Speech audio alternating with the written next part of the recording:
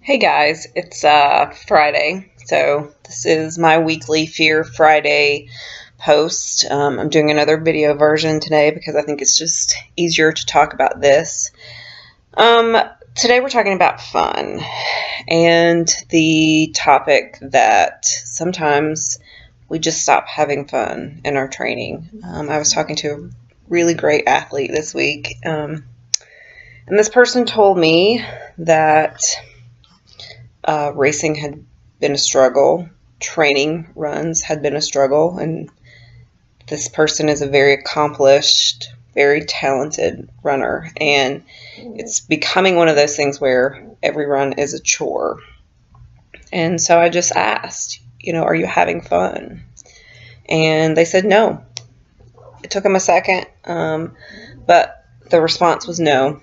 More of a dread every time they went out.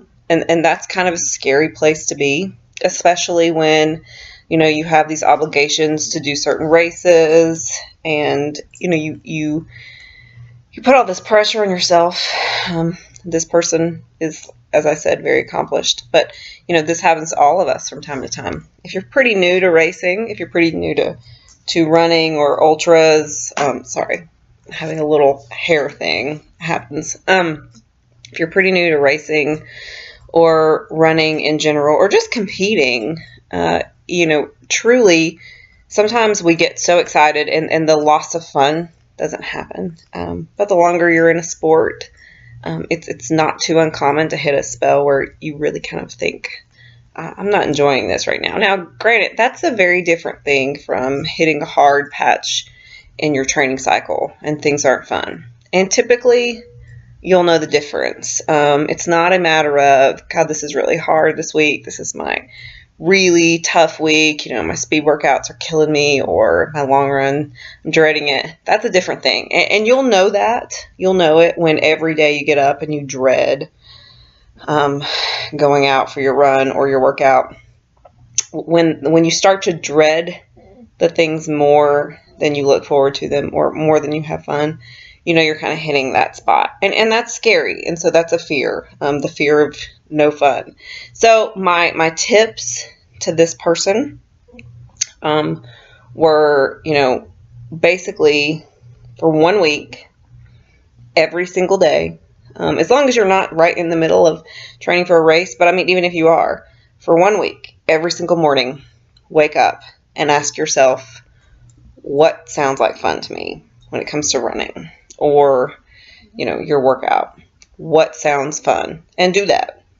Chances are you can afford it for 1 week. Now, I mean, if you're in the middle of your heavy block of training, I still think it's worth it because it's going to prevent you from hitting that really significant burnout phase, which is pretty detrimental to any training plan. So for 1 week, every morning, wake up. What sounds fun? Go do that. As long as it's not going to hurt you. And by that, I mean doing like a 40-mile long run, which for most people, if you're in that phase, that's probably not going to be the thing that sounds fun. But go do it. Have fun. Do that for 1 week. See if you can pull yourself out of that, that dead place where you're just not enjoying anything. If you can kind of turn that around and you just needed a little bit of a break, then great. If for some reason you can't, then you're kind of heading into that overtraining burnout phase.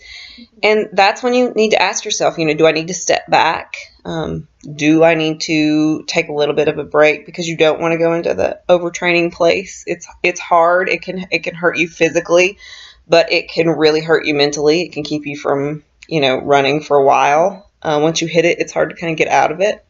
So take a break, take a couple weeks and just do things that are fun. And if that doesn't include running, then don't run. And that's okay.